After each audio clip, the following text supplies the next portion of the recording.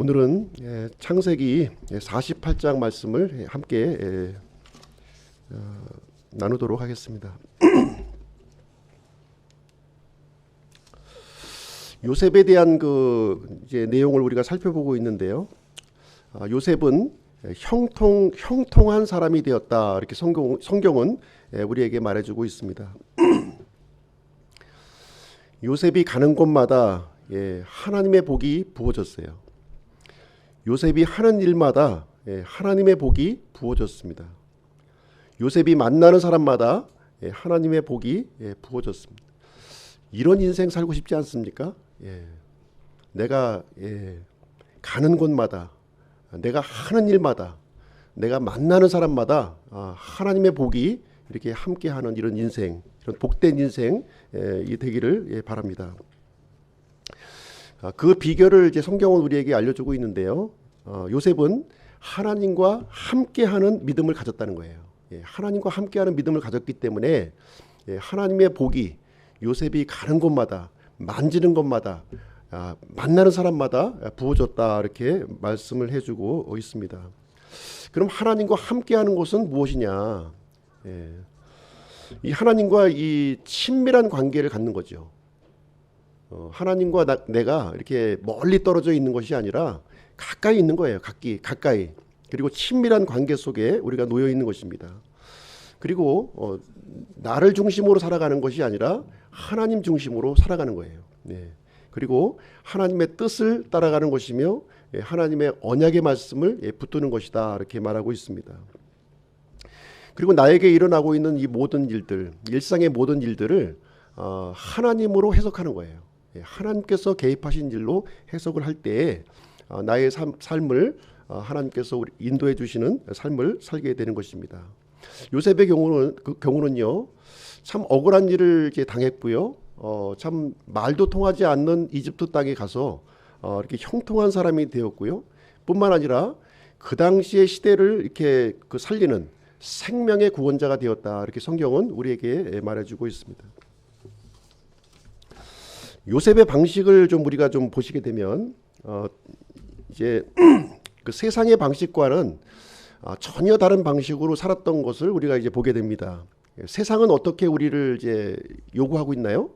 높아지라, 많은 것을 소유하라, 그리고 군림하라, 너 자신의 자아를 실현하라, 이렇게 요구를 하고 있습니다.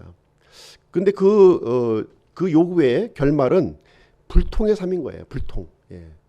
형통의 삶이 아니라 불통의 삶을 살고 있는 것입니다. 바로 이 모습이 옛 야곱이 가졌던 그 모습을 우리에게 이제 알려주고 있는 것이고요. 요셉은 정반대의 삶을 살았다는 거예요. 낮아지라는 것이죠. 낮아지라. 높아지기를 원하는 것보다는 낮아지라. 많은 것을 소유하기보다는 다른 사람에게 있는 것을 가지고 베풀어 주라는 것입니다. 군림하는 것이 아니라 다른 사람을 섬기라 하는 것입니다.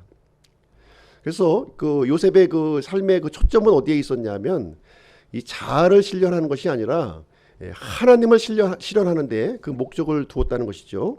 그래서 요셉은 결론적으로 형통한 삶을 살았다, 이렇게 우리에게 가르쳐주고 있습니다. 바로 이 모습이 새 이스라엘의 모습이에요. 하나님께서 그 야곱에게 이스라엘의 이름을 주셨죠. 그 새 이스라엘의 모습을 이렇게 요셉을 통해서 우리에게 투영을 해주고 있습니다. 우리의 이제 인생의 모습을 이렇게 여기 보시게 되면 이제 7, 80 이렇게 사신 분도 있고 또 이제 젊으신 분도 있지만 야곱이 이제 발견한 게 있어요. 130세, 147세까지 이렇게 살아가면서 야곱이 이제 발견한 것이 있는데 그것은 무엇이냐면 결국 우리의 인생이라고 하는 것은 하나님의 계획대로 이루어지는 것이다 하는 것을 이제 늦게나마 그것을 이제 깨우치게 되었습니다.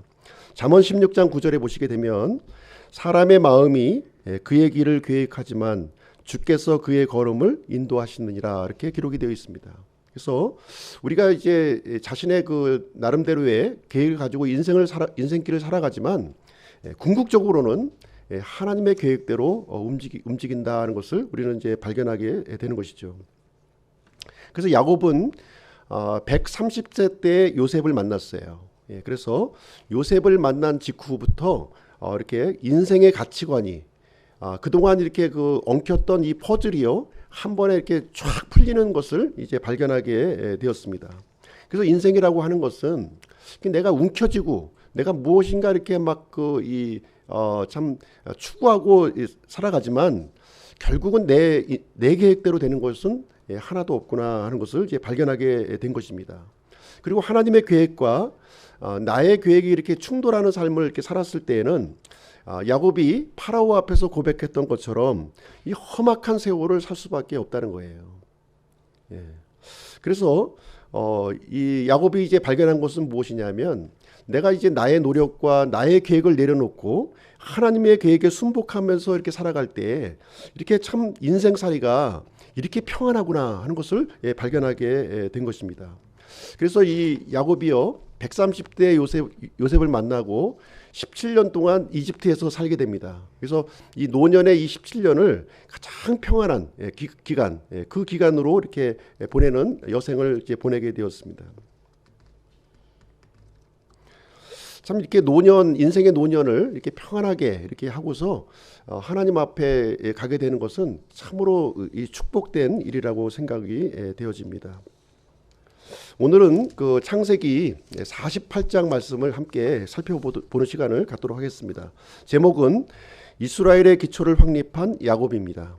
본문 구성은 1절부터 7절까지 야곱은 에브라임과 므낫세를 자신의 아들로 입양을 했습니다. 8절부터 16절은 야곱은 요셉의 두 아들을 축복했습니다. 17절부터 22절까지 야곱은 두 아들 중에서 에브라임을 더 축복했다는 거예요. 그 내용이 오늘 이제 전체적인 내용이 되겠습니다. 말씀의 그 중심은요, 야곱을 통해 큰 민족을 이루신다고 하는 이 하나님의 언약이요, 요셉을 통해서 성취가 되었다는 거예요. 야곱을 통해서 성취가 된 것이 아니라 약속은 야곱에게 주어졌지만 그 약속의 성취는 이 요셉을 통해서 성취하게 되었음을 우리에게 보여주고 있습니다. 이제 에브라임과 므낫세를 입양하는 내용인데요. 1절부터 7절 한번 보시겠습니다. 1절 한번 보실게요. 48장 1절.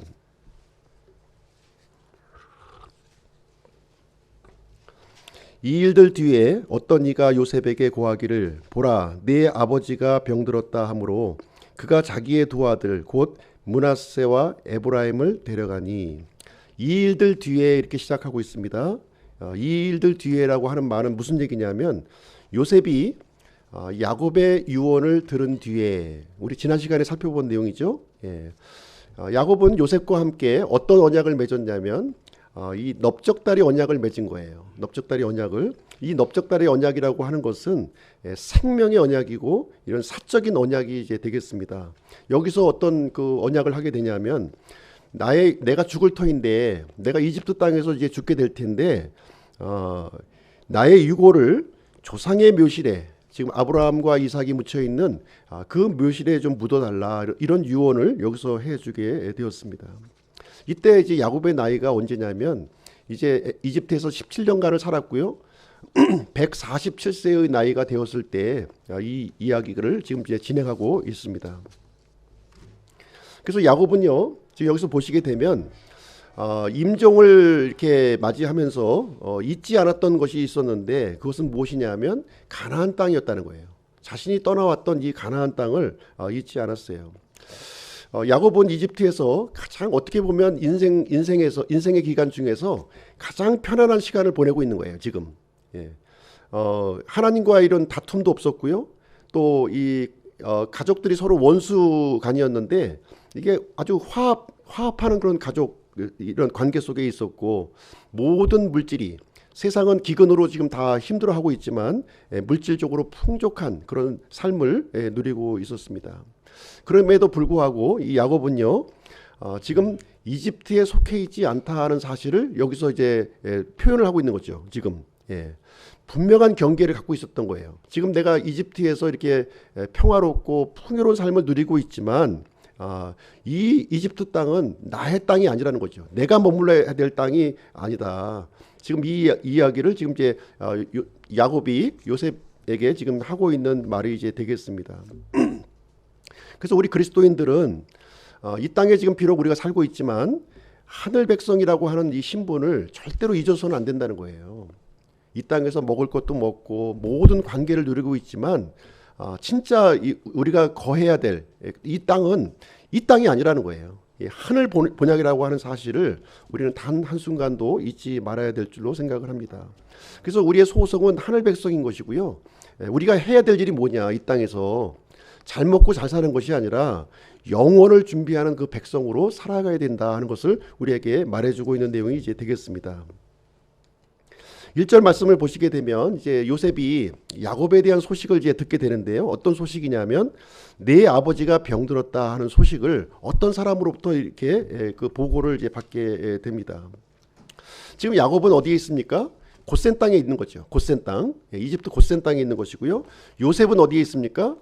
지금 이제 그 총리 관저에 지금 있어서 좀 어느 정도 거리가 좀 떨어져 있는 거예요. 거리가 떨어져 있어서 지금 어떤 사람의 그 보고를 통해서 이제 아버지의 임종이 얼마 전에 이제 그 유언도 들었고요. 그렇기 때문에 임종이 가까웠다고 하는 사실을 여기서 직감하게 되었습니다.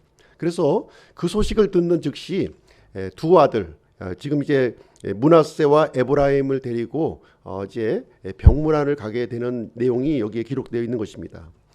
여기서 두 아들이 이제 등장하는데요. 므낫세는 첫 번째 아들이에요. 첫 번째 아들. 에브라임은 두 번째 아들입니다. 그래서 이 므낫세는 잊혀졌다 하는 뜻이에요. 잊혀졌다. 그래서 이 첫 번째 아들을 낳으면서 요셉이 겪었던 그 고난들, 그 어려움들, 또 그 상처들, 그 억울함, 그런 것을 이제 이 첫 번째 아들의 이름에 녹아져 있는 거예요. 잊어져 버렸다, 잊혀졌다. 이것을 얘기해주고 있는 것이고요. 두 번째 아들을 낳아서는 에브라임이라고 지었어요. 에브라임이라고 하는 뜻은 무슨 뜻이냐면 창성하다, 이런 뜻을 가지고 있어요. 창성하다. 저는 이제 이 두 번째 아들의 이름을 이제 보면서 이제 느끼게 된 것은 무엇이냐면 아마도 이 요셉이 두 번째 아들을 낳고 나서 보았을 때 좀 그 연약했던 것 같아요. 에브라임이.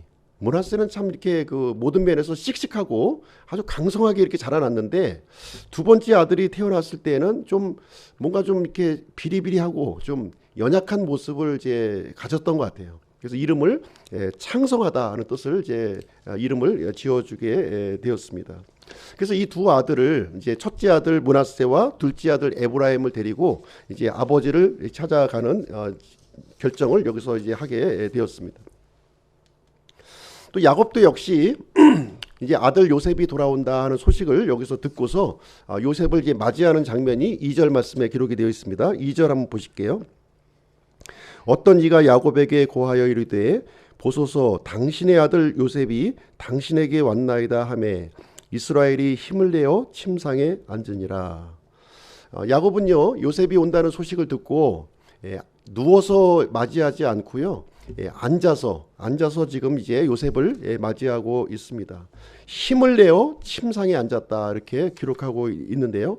아마도 지금 이제 야곱이 지금 이제 마지막 그 힘과 참 이 의지를 이제 다해서 일어나서 앉는 그 모습을 우리는 생각을 해볼 수가 있습니다. 야곱은 이제 이 죽음이 얼마 안 남았음을 이제 직감하게 되었고요. 이제 내가 죽기 전에 마지막으로 해야 될 일이 무엇인가 그것을 이제 결심하고 결단을 하고 있는 내용이 되겠습니다. 우리도 언젠가는 다 이제 임종의 순간을 맞이하겠죠. 그때에는 우리가 좀 정리할 거는 좀 정리하고 가는 것이 좋다는 거죠. 정리하고 가지 않으면 이 자손들이 혼란스러워요. 그래서 정리를 좀 이렇게 잘 하고 이렇게 우리가 임종을 맞이했으면 좋겠습니다. 자산이 있으면 자산을 좀 정리하고 또 부채가 있으면 부채를 또 정리하고 자산은 하나도 없는데 부채만 잔뜩 남겨줘서 가서는 안 되겠죠. 그렇죠? 특별히 이제 야곱이 이제 침상에 힘을 다해서 앉았던 이유를 여기서 이제 우리는 살펴볼 텐데요. 야곱은 이제 어떤 일을 하기를 결단을 했냐면 자산도 아니고 부채도 아니고요. 믿음의 유산을 물려줘야 되겠다. 이 결단을 여기서 하게 되었습니다. 3절 말씀 한번 보실게요. 3절 말씀을 보시면 야곱이 요셉에게 이르되 하나님 곧 전능자께서 가나안 땅 루스에서 내게 나타나 내게 복을 주시며 이렇게 얘기를 하고 있습니다. 야곱이 지금 이제 첫 번째로 기억하고 있는 것이 뭐냐? 죽음을 앞둔 야곱이 첫 번째로 기억했던 것이 있는데 그것은 하나님의 언약이었다는 거예요. 자신에게 약속하신 그 하나님의 언약을 처음으로 기억했습니다. 그래서 야곱은요 하나님과의 첫 만남을 기억한 거예요. 첫 만남이 언제였나요? 형 에서의 눈을 피해서 지금 이제 외삼촌 밧다마람의 길로 가면서 광야에서 돌베개를 베고 이렇게 잤을 때 그때 하나님을 이렇게 만난 거예요. 그 처음 만났던 하나님의 경험, 그것을 지금 이제 임종의 순간에 지금 이제 기억하고 아주 얘기를 하고 있습니다. 우리에게도 하나님을 처음 만났던 기억이 있습니까? 그 첫 만남, 하나님과의 첫 만남은 매우 귀중한 거죠. 또 결혼하신 분도 있으실 텐데 결혼하신 분과 이렇게 또 만났던 그 첫 만남을 아마 잊지 못할 거예요. 이 야곱은 이 그 첫 번째 이 만났던 이 하나님을 잊지 못했고요. 그분께서 약속하신 그 언약을 지금 이제 언급하고 있습니다. 그 하나님을 어떻게 지금 표현하고 있나요? 전능자라고 전능자. 전능자 하나님으로 여기서 표현을 하고 있어요. 그래서 그 전능자 하나님이 그때 나에게 나타나셔서 나에게 복을 약속해 주셨다는 거예요. 복을 약속해 주셨다. 이 복은 어떤 복이냐면 할아버지 아브라함으로부터 또 아버지 이삭에서부터 이렇게 이어져 내려왔던 그 복을 하나님께서 나에게 물려주셨다는 내용을 여기서 이제 야곱은 얘기를 해주고 있습니다. 4절 말씀 한번 보실게요. 4절 보시게 되면 내게 이르기를 보라 내가 너를 다산하게 하고 번성하게 하여 너로부터 수많은 백성을 만들 것이며 내 뒤를 이을 내 씨에게 이 땅을 주어 영존하는 소유가 되게 하리라 하셨느니라.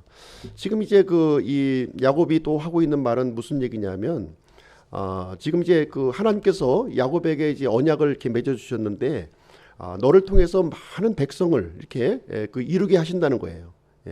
그리고 이 땅은 어떤 땅이에요? 이 땅은 고센 땅이 아니라 가나안 땅을 지금 얘기하고 있는 거예요. 이 가나안 땅을 영존하는 소유로 이렇게 주겠다 하는 얘기를 지금 해주고 있습니다. 그러면서 이 말씀에는 이제 기록되어 있지 않지만 그 야곱이 처음 하나님을 만났을 때 그때는 내가 어디로 가든지 내가 너와 함께 해주겠다 이런 약속의 말씀을 여기서 해주게 되었습니다. 그래서 현재 지금 어떻게 보면 이 고센 땅에서 삶의 터전을 지금 이제 잡고 살아가고 있지만 궁극적인 종착지가 어디냐? 바로 가나안 땅이다 하는 사실을 지금 요셉 앞에 지금 이 내용을 얘기해주고 있는 거예요. 그래서 이 말이 함축하고 있는 의미는 무엇이냐면 비록 이집트에서 지금 이렇게 모든 호화를 누리고 있지만 언약 백성으로서의 이 정체성을 절대로 잊어버려서는 안 된다 하는 것을 이제 요셉에게 얘기하고 있는 것이고요. 스스로에게도 지금 이제 다짐하고 있는 그런 말씀이 이제 되겠습니다. 그러면서 이제 이 야곱이 진행하고 있는 내용이 무엇이냐면 이제 자신이 그 형에게서 이제 장자권을 빼앗았죠. 그 빼앗았던 이 장자권을 이제 아들에게 이제 물려줄 때가 다가온 거예요. 그러면 과연 이 장자권을 누구에게 물려줘야 되겠는가 하는 것을 지금 이제 결정하는 그런 이 시점이 이제 되겠습니다. 아브라함은 고민하지 않았어요. 아들이 하나밖에 없었기 때문에 그냥 이삭에게 이렇게 모든 것을 이제 장자권을 물려주게 되었고요. 이삭의 경우는 두 아들이 있었죠. 두 아들. 에서와 야곱이 있었는데 야곱에게 그 장자권을 이제 물려주게 되었습니다. 그리고 야곱의 경우는 지금 이제 복잡한 게 12아들인 거예요. 12아들. 12아들 중에서 누구에겐가 지금 이제 장자권을 물려줘야 되는데 바로 이 장자권을 첫 번째 아들도 아닌 두 번째 아들도 아닌 11번째 아들 요셉에게 지금 물려주려고 지금 이제 계획을 하고 있는 내용이 되겠습니다. 그 요셉에게 장자권을 좀 넘겨주는 과정을 한번 좀 살펴볼 텐데요. 상당히 야곱이 고심했던 흔적이 여기에 담겨져 있는 것 같아요. 고심했던 흔적이. 그래서 5절 말씀을 한번 보시겠습니다. 5절. 내가 이집트에 있는 네게로 오기 전에 이집트 땅에서 내게 태어난 네 두 아들 에브라임과 므낫세는 이제 내 것이라. 루벤과 시므온처럼 그들은 내 것이 될 것이요. 야곱의 방법은 무엇이냐면 요셉을 이제 장자권을 넘겨주면서 요셉의 그 두 아들을 자신의 아들로 삼아주겠다는 거예요. 예. 그 요셉을 그냥 학렬을 아버지의 학렬로 높여줘 버리는 거죠. 네. 아버지의 학렬로 높이고 대신에 두 아들을 자신의 아들로 이렇게 입양하는 그런 결정을 여기서 해주게 됩니다. 이렇게 되면 아무도 시비거리가 없는 거죠. 예, 시비거리가 없이 마무리가 되는 상황이 이제 되겠습니다. 그래서 이제 이 야곱은요 12아들의 이 서열을 이제 아주 간략하게 정리를 해버린 거예요. 예, 그래서 11번째 아들 요셉을 이제 아버지의 학렬 야곱의 학렬로 이렇게 올려버리고요. 요셉 대신에 두 아들을 이제 그 자신의 아들로 이렇게 입양하는 결정을 해주게 되었습니다. 여기서 좀 이제 좀 유심해서 살펴볼 내용은 무엇이냐면 이 요셉의 두 아들의 순서를 또 바꿨다는 거예요. 예, 1절 말씀을 보시게 되면 1절에 요셉은 어떻게 아들들을 데리고 왔냐면 므낫세와 에브라임을 데려왔다 이렇게 얘기를 하고 있어요. 근데 지금 이제 야곱이 지금 이제 여기서 5절에서 하고 있는 그 두 아들의 순서는 어떻게 하고 있습니까? 이걸 바꾸고 있죠. 에브라임이 첫 번째로 나오고 므낫세가 그 다음으로 이어서 이렇게 등장하고 있는 거예요. 그래서 요셉에게 장자권을 주고 두 아들을 입양하면서 두 아들의 또 서열을 지금 이제 바꾸는 결정을 이제 그 야곱이 지금 이제 해주고 있는 내용이 이제 되겠습니다. 그래서 이렇게 해서 이스라엘의 12지파가 이제 결정이 되는데요. 12지파를 보시게 되면 성경에서 이 12지파의 이 배열이 조금씩 달라요. 요게. 예. 이걸 좀 아마 그 성경을 유심히 보신 분들은 12지파가 이게 성경마다 조금 다르네 하는 것을 아마 좀 이제 생각을 하실 것입니다. 처음에 창세기에서는 이제 4명의 아내로부터 12명의 아들들이 태어났어요. 그 순서가 쭉 이렇게 그 표현이 되어 있고요. 근데 이게 민수기에 가면 이게 달라집니다. 이게. 예. 루벤이 그 첫 번째로 나오는 것이 아니라 누가 첫 번째로 나와요? 예. 유다가 제일 처음에 나옵니다. 유다가 제일 네 번째 아들 유다가 제일 처음에 이제 등장하고요. 그러면서 요셉 대신에 에브라임과 므낫세가 거기에 들어가는 거예요. 예. 그리고 레위 지파가 빠져요. 레위 지파는 하나님의 소유를 이렇게 빼놓으면서 이제 레위 지파를 제외한 나머지 12명의 그 지파, 12지파로 이렇게 구성이 되는 내용이 기록이 되어 있습니다. 근데 이 내용이 또 계시록으로 가게 되면 또 이제 바뀌어지는데요. 어떻게 바뀌어지게 되냐면 계시록에 가서 보시게 되면 단 지파가 빠지고 대신에 그 레위 지파가 이렇게 들어와서 12지파로 구성이 되는 내용이 이제 기록이 되어 있는 것이죠. 그렇죠? 단 지파는 그럼 왜 빠지냐? 단 지파. 예. 단 지파는 우리 우리 조상 당군이 단지파 아닙니다. 이렇게 또 그 이해하시는 분들도 혹시 또 그 인터넷을 보면 이제 있는 것 같은데 그렇지 않아요. 이 단지파는 사사기 우리 내용을 살펴보시게 되면 이제 이 우상 숭배를 하는 결정을 하게 돼요. 그래서 하나님께서 주신 땅을 이렇게 버리고 북쪽에다가 다시 그 자신의 땅을 이렇게 건립을 해서 하나님을 섬기는 것이 아니라 우상을 섬기는 결정을 하게 됩니다. 그래서 이제 계시록의 내용을 보시게 되면 우상을 섬긴 이 단지파는 이렇게 빼버리고 대신에 하나님을 섬겼던 레위 지파를 이렇게 12지파 안으로 집어넣어서 12지파로 되는 내용이 여기서 이제 구성이 되어져 있습니다. 지금 이제 이 야곱이 결정한 것은 지금 민수기에 있는 이 배열의 12지파를 지금 이제 구성한 내용이 이제 되겠습니다. 두 번째로 이제 그 야곱이 임종의 순간을 이제 맞이하면서 또 기억했던 것이 무엇이냐? 첫사랑 라헬을 기억했다는 거예요. 하나님의 첫 만남을 기억했고요. 자신의 첫사랑의 여인을 여기서 이제 기억을 하고 있습니다. 7절 말씀 한번 보시겠습니다. 7절. 나에 대해 말하자면 내가 밧단에서 나올 때, 그러니까 밧단 아람입니다. 외삼촌집에서 올 때 에브랏까지 갈 길이 아직 조금 남아 있을 때에 라헬이 도중에 가나안 땅에서 내 곁에서 죽었으므로 내가 거기서 그녀를 에브랏 길에서 묻었는데 바로 그것은 베들레헴이니라 하니라. 그래서 가나안 땅에 들어와서 자신이 사랑했던 이 첫사랑의 여인이 베들레헴 길로 가던 그 길목에서 이게 죽었다는 거예요. 죽어서 그 도중에 이렇게 그 라헬을 묻었다는 겁니다. 사실 이때 이 야곱은요, 이 라헬을 물론 이제 길에다가 묻었지만 마음속에 묻은 거예요. 마음속에. 이 사랑했던 여인을 마음속에 묻었고요. 그래서 그 사랑이 누구에게로 이어졌냐면 바로 요셉에게 이어졌고 또 베냐민에게로 또 이어졌다는 것을 여기서 말을 해주고 있는 것입니다. 이 아들들은 이것을 10명의 아들들은 이것을 이해를 하지 못했던 거예요. 이 아버지의 이 마음을 이해를 하지 못하고 이렇게 좀 엇나가는 일이 이제 발생을 했었습니다. 그래서 야곱이 사랑했던 여인은 라헬이었어요. 처음부터 라헬이었는데 이제 공교롭게 이제 꼬이다 보니까 이제 4명의 아내를 이제 얻게 되었던 것이죠. 그래서 마지막 임종 전에 자신이 이렇게 가장 소중하게 여겼던 이 라헬, 우리가 죽을 때요 기억하는 것이 사건이 아닙니다. 사건이 아니라 사람이 기억나는 거예요. 사람이 기억나는 것입니다. 그래서 이 야곱은요, 이 라헬에 대한 여운이 참 많이 있었구나 하는 사실을 여기서 생각을 해보게 됩니다. 그래서 우리가 임종의 순간을 맞이했을 때는요, 후회하는 일이 좀 없어야 될 것 같아요. 그렇죠? 참 사랑할 수 있는 사람들 충분히 사랑하고 또 이 상처받은 것들, 또 우리가 기도하지 못했던 것들, 상처 준 것들, 이런 것들을 좀 우리가 그런 일이 좀 없도록 우리가 좀 살아야 될 줄로 생각을 합니다. 이어서 이제 요셉의 두 아들을 축복하는 장면을 한번 좀 보시도록 하겠습니다. 8절부터 16절까지인데 8절 한번 보겠습니다. 이스라엘이 요셉의 두 아들들을 보고 이르되 이들은 누구냐 하니, 이들은 누구냐? 야곱의 질문이 지금 이제 여기서 나오고 있는데요. 이들은 누구냐? 몰라서 물었을까요? 요셉의 두 아들을 몰라서 이들은 누구냐 물었을까요? 그것이 아니죠. 지금 야곱은 중요한 일을 앞두고 지금 확인하는 절차를 갖는 거예요. 확인하는 절차.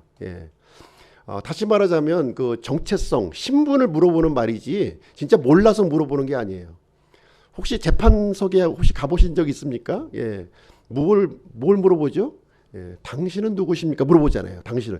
그 재판관이 몰라서 묻겠습니까?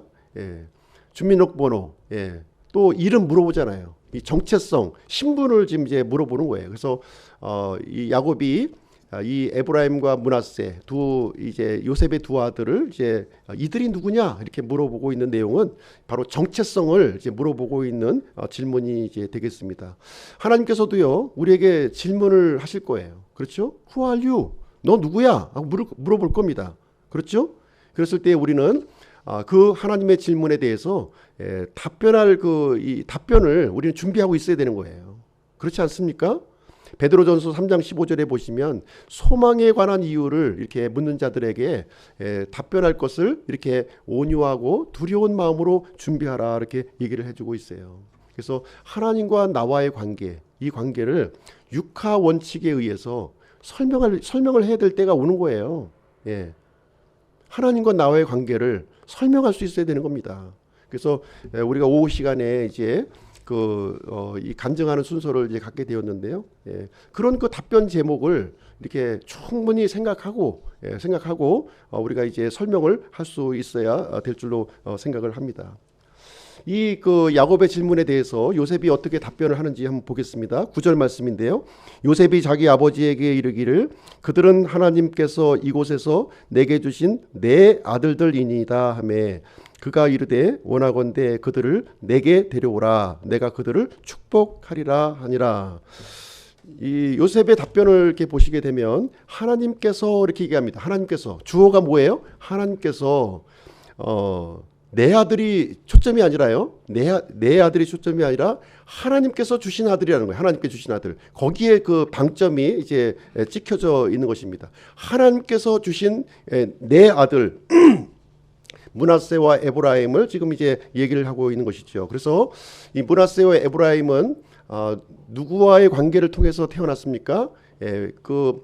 제사장의 딸 보디베라의 딸 아스나 사이에서 태어난 아들들이었어요. 어떻게 보면 이 두 아들은요 이스라엘의 순수 혈통이 아니죠. 그렇죠? 반쪽은 이집트, 반쪽은 이스라엘, 이 반쪽 혈통을 갖고 있어서 아마 이 정체성의 혼란이 아마 있었을 것으로 생각을 합니다. 그렇지 않겠습니까? 우리도 아마 요즘에 이제 그 다문화 가정해서 이렇게 그 국제 결혼 하시는 분들이 많이 있는데 그 자녀들은 어머니의 그 이 고향을 따라갈 것인가, 아버지의 고향을 따라갈 것인가에 대한 이 정체성의 혼란이 이제 있었고요. 아마 요셉도 이 고민을 좀 하지 않았을까 하는 생각이 들어요. 이 고민을. 그래서 요셉의 고민은 뭐냐면 이집트 사람으로 살아가는 것이 아니라 어머니의 혈통으로 살아가는 것이 아니라 아버지의 그 혈통으로 지금 살아가야 될 것을 지금 이제 아마 그 간절히 바라고 있었을 거예요. 그래서 지금 이제 이 므낫세와 에브라임을 항상 이 그 대동하고 고센 땅에 있는 자기 형제들 아버지를 아마 방문했을 것으로 생각을 합니다. 이랬을 때 야곱은 이 요셉의 가졌던 이 고민을요 한 방에 해결해 준 거예요. 한 방에. 예. 이 네 아들이 아니라 내 아들로 받아들이겠다. 내 아들. 예, 내 아들.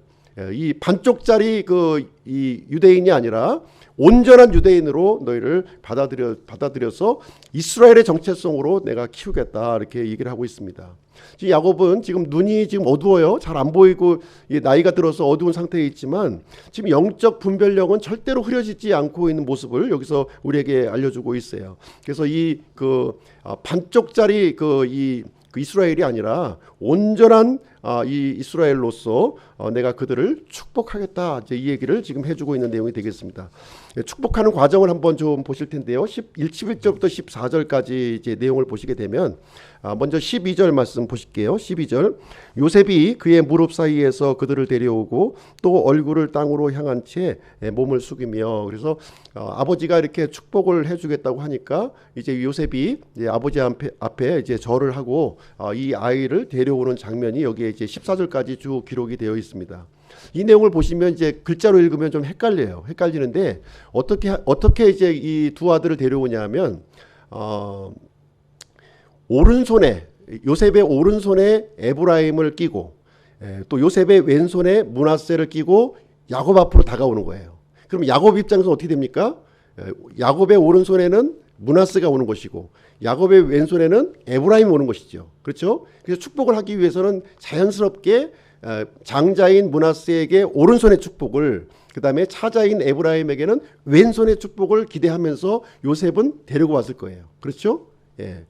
이 장자 에브라임은 아버지의 오른손의 축복을 받아야 된다. 이 차자인 에브라임은 아버지의 왼손의 축복을 받아야 될 것을 기대하고 이렇게 요셉은 두 아들을 데리고 나온 거예요. 예. 그런데 야곱은 또 어떻게 이 축복을 하게 되냐면 여기 보시게 되면요. 14절 말씀 보실게요. 14절. 이스라엘이 오른손을 내밀어 동생인 에브라임의 머리에 얹고 왼손을 므낫세의 머리에 얹으며 의도적으로 자기 손을 어긋맞게 유도하였으니 예. 여기 보시게 되면요. 의도적으로 이제 오른손에 므낫세를 올리고 왼손에 에브라임을 올리는 게 자연스러운 거죠. 예. 근데 지금 이제 야곱이 어떻게 축복하냐면 이렇게 축복을 한 거예요. 예. 참 거동하기도 힘든 사람을 이렇게 손을 바꿔서 이렇게 축복을 한 거예요. 그래서 에브라임을 오른손으로 그리고 므낫세를 왼손으로 이렇게 축복을 어긋나게 축복을 하는 내용이 이제 여기에 기록이 되어 있습니다. 그래서 이것이 이제 실수를 이렇게 한 거냐? 실수가 아니라는 거죠. 성경에 분명히 여기 언급하기를 의도적으로 야곱이 의도적으로 그렇게 축복을 했다 이렇게 얘기하고 있습니다. 그래서 이 동생 에브라임에 대해서 오른손의 축복을 이렇게 내려주었고요. 장자였던 므낫세에게는 왼손의 축복을 이렇게 해주었다. 왜 이렇게 요셉의 의도와는 다르게 반대로 이렇게 축복을 했을까? 여기 대해서는 알 수가 없죠. 야곱만이 이 내용을 이제 아는 내용이 되겠습니다. 야곱은 17년간 이 므낫세와 에브라임을 지켜보았겠죠. 작은 세월이 아니에요. 긴 세월 동안 17년간 지켜본 거예요. 17년간 지켜보았는데 그러면서 아마 기도했을 겁니다. 기도하고 기도했던 결과가 오늘 이제 이 순간이 이제 다가온 거예요. 그래서 야곱은 지금 이 내용을 어떤 충동적으로 우발적으로 했던 것이 아니라 아버지 이삭처럼 이렇게 맛있는 먹을 것을 준비하니까 축복을 주려고 했던 것이 아니라 최소한도 10년 이상을 고민하고 하나님께 기도한 끝에 하나님의 뜻을 받아서 이렇게 기도를 했다는 것을 우리는 발견할 수가 있습니다.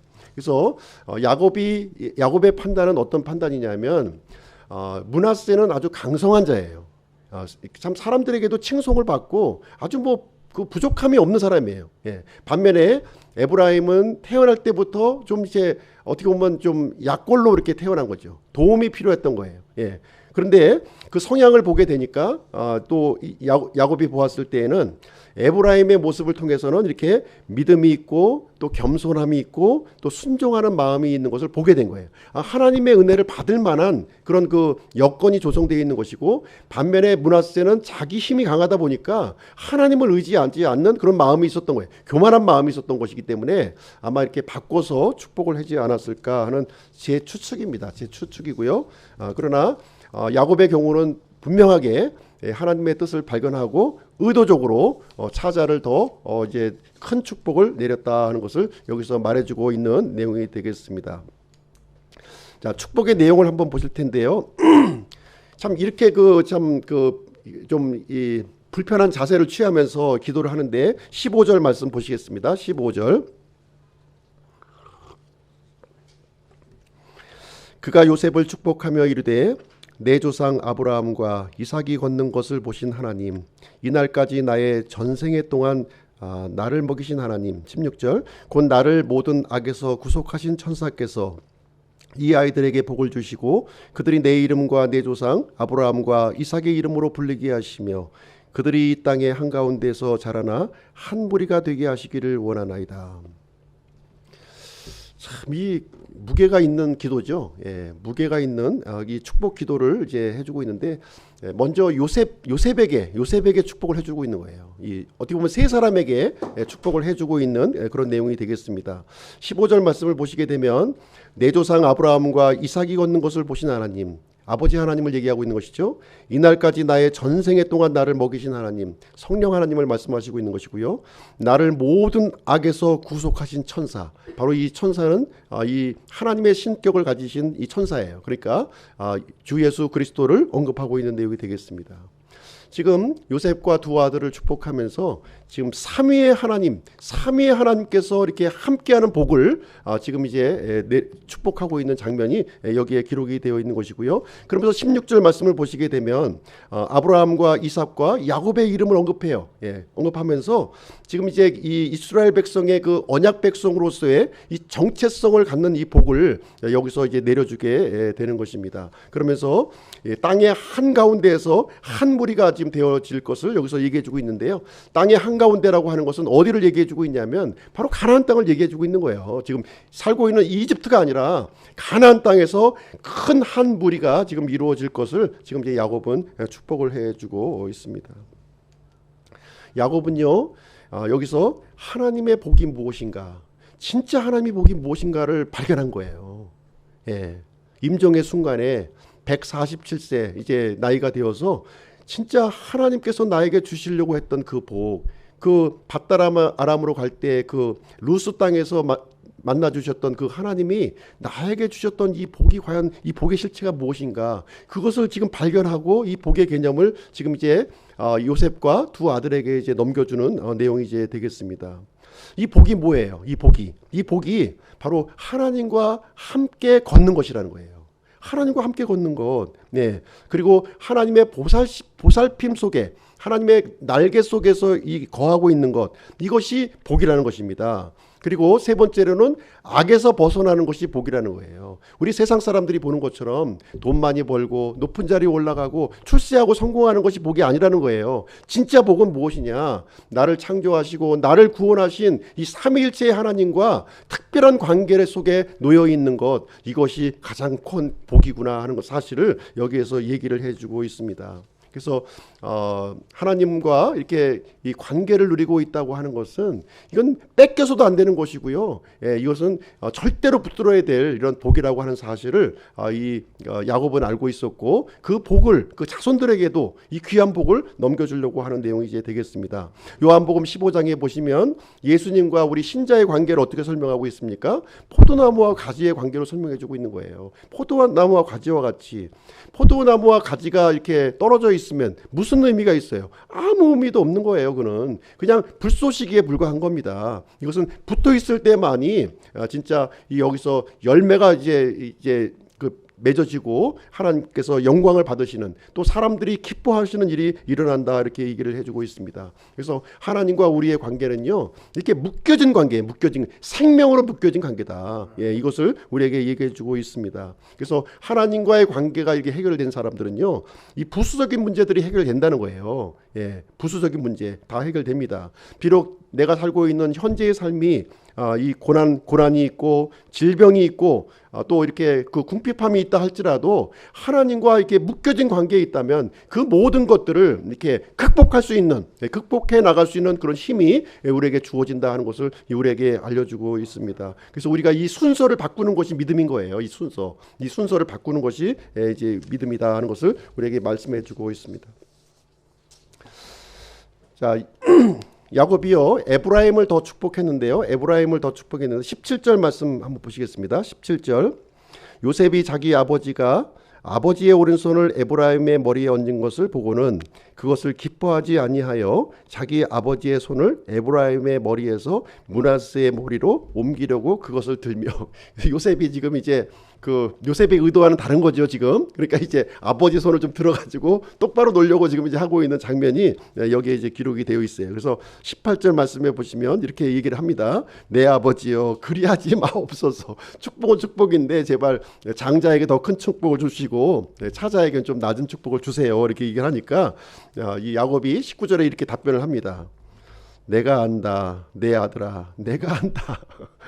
어떻게 보면 여기서 요셉도 참 뛰어난 믿음을 가지고 있었지만 야곱은 더 크고 깊은 믿음을 이제 갖고 있음을 여기서 보여주고 있어요. 알고 있다는 거예요. 다 알아.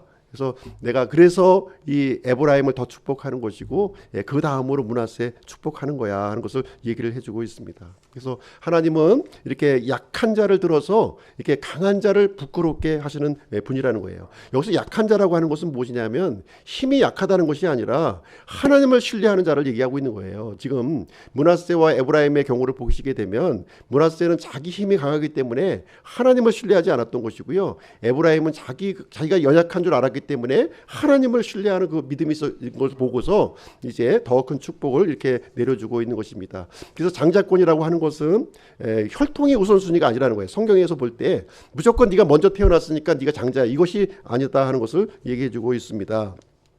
그래서 성경을 보시게 되면 이 장자의 복은 옮겨질 수가 있다는 거예요. 얼마든지 옮겨줄 수 있다는 것을 우리에게 가르쳐주고 있습니다. 성경이 가르쳐주는 이 진리는 장자가 이렇게 그 복을 받는다는 것이 아니라 먼저 된 자가 나중에 된다는 거예요.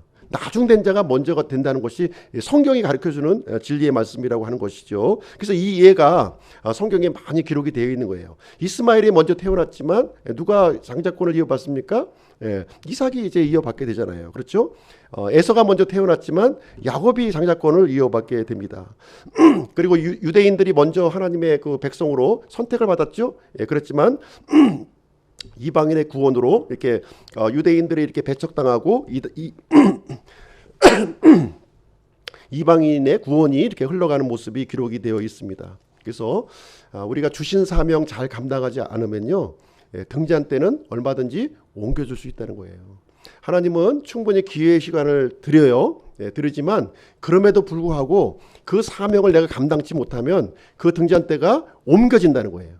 하나님께서도 우리나라에 이렇게 등잔대를 주셨다고 생각해요. 그렇지만 우리나라가 정신 차리지 못하고 이 주신 사명 잘 감당하지 못하면 이 등잔대는 다른 나라로 또 옮겨질 수밖에 없다는 것을 우리가 알고 있어야 될 줄로 생각을 합니다.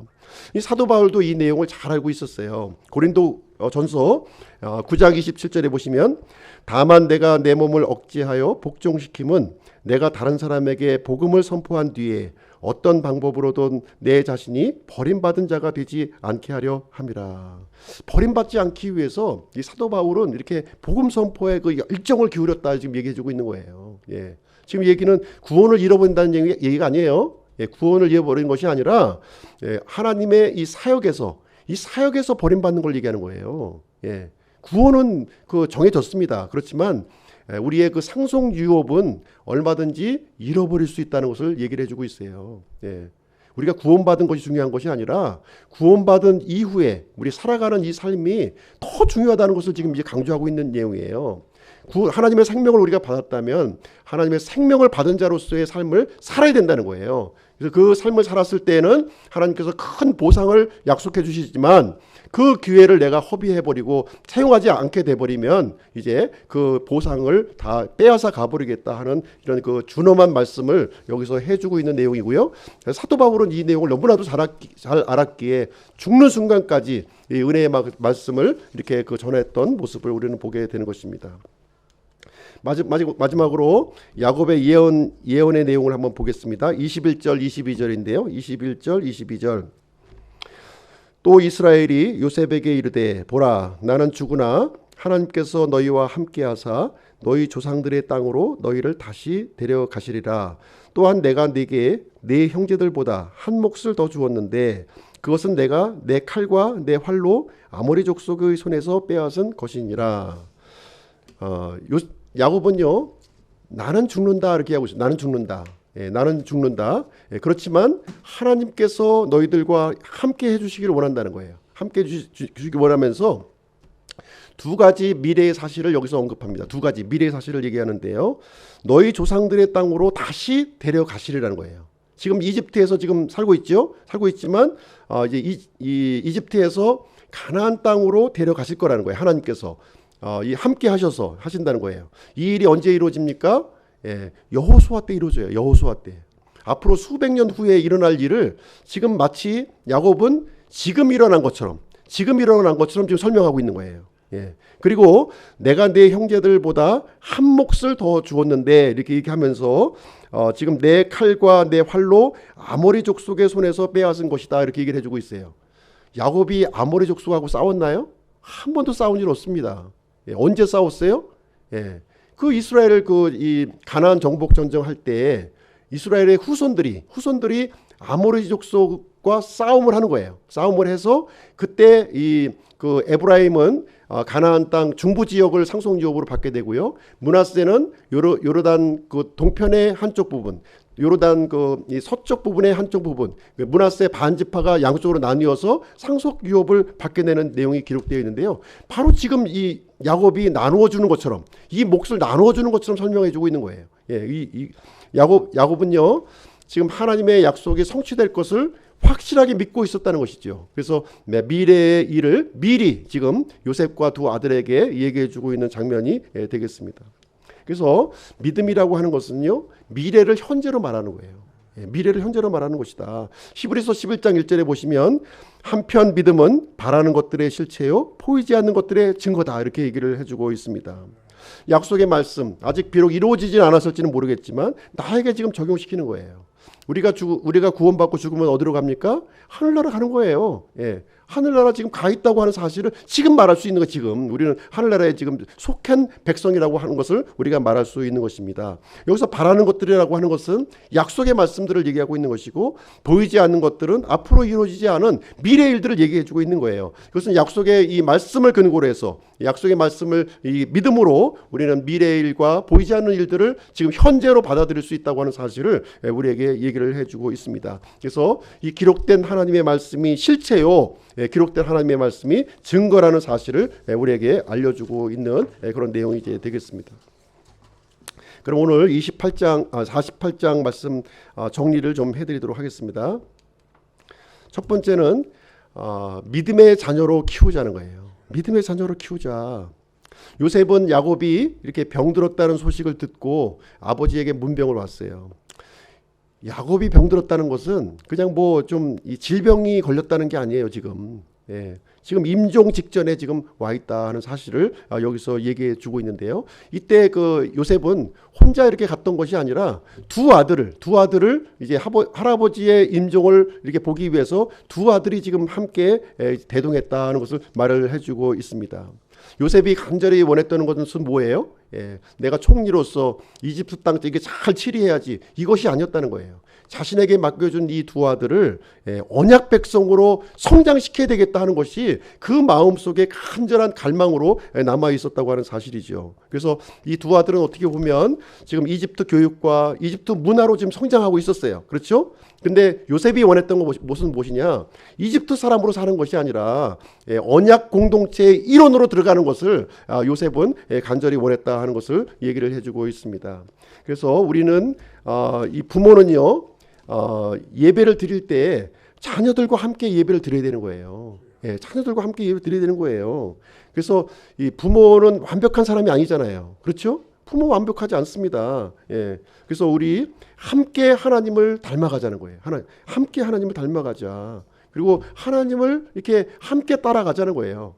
내가 너보다 먼저 너를 낳았으니까 너는 내 말을 들어야 돼. 주권적으로 이 자녀를 이렇게 얘기하는 것이 아니라 함께 그 하나님의 나라를 세워갈 동역자로서 이 자녀들을 나를 대신해서 세워주는 그런 부모가 되어야 된다고 하는 사실을 얘기해 주고 있습니다. 그래서 하나님과 함께하는 것은요, 지금부터 시작하셔야 돼요. 지금부터. 미루시면 안 된다는 거예요. 그래서 자녀 교육은 이렇게 이 예배를 통해서 회복이 이루어져야 하는 것을 말씀해 주고 있습니다. 예배는 영어로 월십이에요. 월스. 가장 가치 있는 것을 하나님께 올려드리는 거예요. 가장 가치 있는 시간, 가장 가치 있는 이 물질, 가장 가치 있는 것들을 하나님께 올려드리는 것이 바로 예배입니다. 지금 이 순간에 우리가 예배를 드린다고 하는 것은 몸만 와 있는 것이 예배가 아닌 거예요. 내가 가장 가치 있는 것을 하나님께 드려야 되겠구나, 최고의 가치를 드려야 하겠구나 하는 그런 마음가짐이 바로 예배라고 하는 것입니다. 그래서 예배를 통해서 이게 말과 행동과 이 삶을 통해서 우리에게 나타나야 되는 거예요. 이렇게요. 번져 나가는 것입니다. 그래서 우리의 자녀들을 그릇된 길로 인도해서는 안 된다는 거예요. 뛰어난 세상 사람으로 키우시면 안 됩니다. 좀 연약하고 부족해도 에브라임처럼 언약 백성으로 키우려고 하는 이 부모의 간절한 마음이 우리에게 있어야 된다는 것을 우리에게 알려주고 있습니다. 그래서 에베소서 6장 4절 말씀 보시게 되면, 또 너희 아버지들아 너희 자녀들을 노엽게 하지 말고 오직 주의 교육과 훈계로 양육하라, 이렇게 말씀을 해주고 있습니다. 두 번째로 우리가 생각해 볼 수 있는 것은 무엇이냐면, 장자의 복은 옮겨질 수 있다는 거예요. 이 사실을 아셔야 돼요. 절대로 구원받은 것으로 안주해서는 안 되는 거예요. 언약 백성이 되었다는 것으로 안주하시면 안 돼요. 우리가 하나님의 복을 우리가 받아야 되는 것입니다. 장자에게는 분명히 특권이 있어요. 특권. 아버지의 권위가 있고요, 제사장직을 수행하고 2배의 상속 몫을 받는 특권이 있어요. 근데 특권만 주장해서는 안 되는 거죠. 거기에 따르는 책임이 또 있다는 책임. 어떤 책임이 있습니까? 형제들보다 앞장서야 되는 것이고요, 또 섬겨야 되는 것이고, 또 품어줘야 된다고 하는 그런 책무가 장자에게 있다고 하는 사실을 우리가 이제 기억을 해야 되겠습니다. 그래서 이 야곱은 장자 므낫세보다 차자 에브라임을 더 축복을 했어요. 이것은 이제 실수가 아니었고요, 의도적으로 에브라임을 더 축복을 해주게 되었습니다. 장자의 복은 절대로 고정된 것이 아니라는 거예요. 고정된 것이 아니고요, 자만해서는 절대로 안 되는 거예요.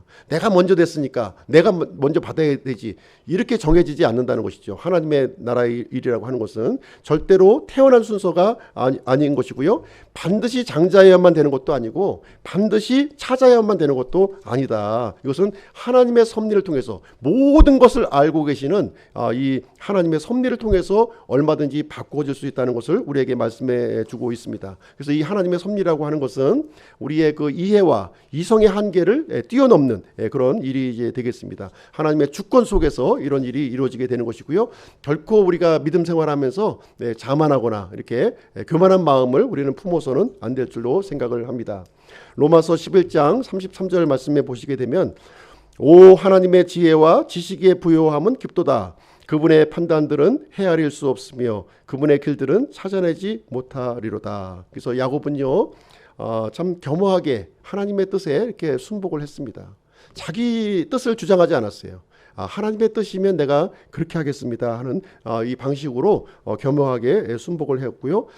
야곱은 지금까지 살아오는 동안 계속해서 하나님과 이렇게 그 다투고 싸우는 그 장면이 이제 연출되었었는데, 이제 인생의 마지막 순간에서는 하나님과 다투지 아니하고요, 하나님의 뜻에 자신을 이제 내어 맡기는 그런 일을 하게 되었습니다. 하나님이 오르신 것이 아니라 하나님께서 하시는 일이 오르신 거예요. 예, 내가 이해가 되지 않더라도 하나님께서 하시는 일이 옳은 거예요. 하시는 일이, 모든 일이 옳다 하는 것을 우리는 이해할 필요가 있겠습니다. 그래서 야곱은요, 믿음을 가지고 있었던 에브라임을 더 축복을 하게 되었던 사실입니다. 자, 세 번째로 성도는 자녀들에게 하나님의 복을 전달해야 한다는 거예요. 예. 그래서 16절 말씀을 통해서 우리에게 이제 알려주신 내용이 이제 되겠는데요. 야곱은 자녀들에게 그냥 너희들끼리 알아서 잘 살아 이렇게 얘기한 것이 아니라 하나님의 이 언약이 내가 믿고 있는 이 하나님의 약속이 자녀들에게까지도 이렇게 계속 이어지기를 기도했다는 거예요. 예. 믿음이 내 대해서 딱 끊어지는 것이 아니라 이것이 자녀들에게까지 계속해서 이어지기를 원했다는 것을 기도해 주고 있습니다. 그래서 우리의 인생의 삶이라고 하는 것은, 가치 있는 삶이라고 하는 것은 하나님의 뜻을 성취하는 도구로 살아가는 거예요. 예, 하나님의 도구. 예. 우리들 집안에 세탁기도 있고 뭐 청소기도 있지 않습니까? 이게 이 세탁기와 이 청소기가 어느 날 주인 말을 안 듣고 청소도 안 하고 딴짓하고 있으면 어떻게 해야 돼요? 예. 가치가 없는 거예요. 유익이 없는 겁니다. 유익이 없는 삶을 사는 거예요. 그러나 청소기로서 또 세탁기로서의 역할을 충실히 수행하면 사람에게도 유익이 되고 하나님께도 영광이 되는 그런 복된 인생이 되는 것을 얘기해 주고 있습니다. 비록 이 세상에서 삶이 이렇게 고난스럽고 궁핍스러운 삶이 우리가 살지를 몰지라도 가장 중요한 가치, 하나님과 함께 걸어야 되겠다, 하나님과 함께 살아야겠다, 이 결단을 하는 것이 가장 중요하다는 거예요. 하나님과 함께 할 때 나보다 나를 더 잘하시는 그 하나님께서 나의 인생을 가장 좋은 길로 인도하신다는 거예요. 내 머리로 아무리 애써봐야 자기 꾀에 자기가 넘어지는 거예요. 그렇죠? 예. 하나님의 계획 속에 들어가는 것이 참으로 복된 인생을 얘기해 주고 있고요. 이것을 자녀들에게 알려줘야 되는 거예요. 먼저 살았던 사람이, 먼저 경험했던 사람이 이것을 이제 알려줘야 되는 것입니다.